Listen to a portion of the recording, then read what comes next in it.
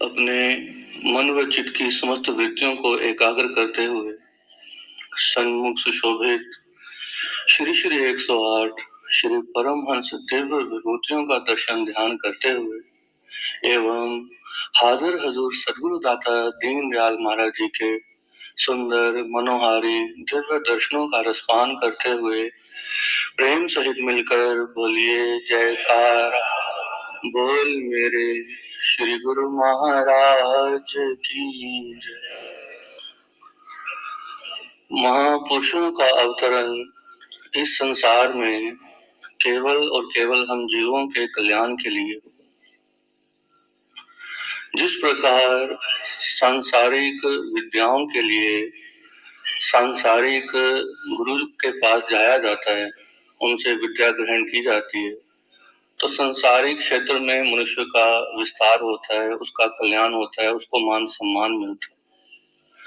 इसी प्रकार आत्मिक विद्या ग्रहण करने के लिए वक्त के महापुरुषों का अवतरण होता है। लेकिन इन दोनों विद्याओं में शिक्षा ग्रहण करने के लिए थोड़ा सा भेद है। संसारिक विद्या ग्रहण करने के लिए मनुष्य को अपने विवेक का, विचार का इस्तेमाल करना पड़ता है। लेकिन ये जो आत्मिक विद्या है, इस विद्या के सदगुरु स्वामी होते हैं, जो परा विद्या देने के लिए इस धराधाम पर अवतरित होते हैं, उस विद्या को ग्रहण करने के लिए हमें अपने विवेक को शून्य करना पड़ता है, अपने बुद्धि विचार को उनके चरणों में अर्पित करना पड़ता है। इसमें तो केवल श्रद्धा और विश्वास की आवश्यकता है। जो गुरुमुख श्रद्धा और विश्वास से अपने सदगुरु का ध्यान करते हैं, उनके वचनों पर अमल करते हैं, उसमें रेख मेख नहीं निकालते, वही गुरुमुख सच्ची भक्ति हासिल करते हैं। भक्ति के मार्ग में तो कितने ही लोग अग्रसर होते हैं, लेकिन मंजिल तक वही पहुंचते हैं जो अपने सदगुरु को अपनी इष्ट जानते हुए अपना सर्वस्व उनको समर्पित करते हैं। महापुरुषों की कृपा भी ऐसे ही जीवों पर उतरती है, और जब ऐसे गुरुमुख जन महापुरुषों की कृपा को अनुभव करते हैं, या उनको लगता है कि महापुरुषों ने किस प्रकार हम पर कृपा करके हमें सांसारिक दलदल से निकाला है, तो उनके मुख से अनायास से निकलता है कि सब धरती कागज करूं, लेखनी सब बन राय, सात समुद्र की मज करूं, गुरगुन लिखा न जाए। वो कहता है कि अगर मुझे पूरी धरती कागज के रूप में मिल जाए और जितने भी जंगल हैं उनके कलम मिल जाए और सारे सात समुद्र मुझे स्याही के रूप में भी मिल जाएं, तो मैं अपने सदगुरु की महिमा नहीं गा सकता, क्योंकि सदगुरु की महिमा इतनी अनंत है जिसको ये जीव गा ही नहीं सकते।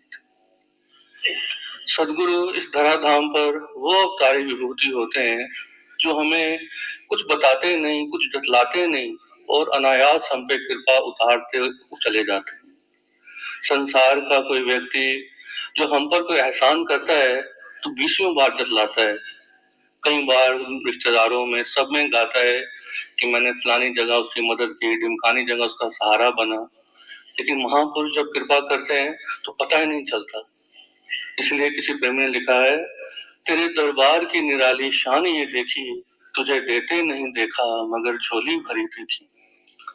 हम सब अनुभव करते हैं, जब त्योहारों पे संगत दरबार में आती है तो किस प्रकार महापुरुषों की महिमा गाते हैं। जब वापस घरों को जाते हैं तो सब अपने अपने अनुभव बयान करते हैं। कोई कहता है कि मैं ये इच्छा लेके आया था, मेरी आंदोलन में रहते रहते ही, श्री प्रागधाम में रहते रहते ही मुझे फोन आ गया और ये मेरी इच्छा पूरी हो गई।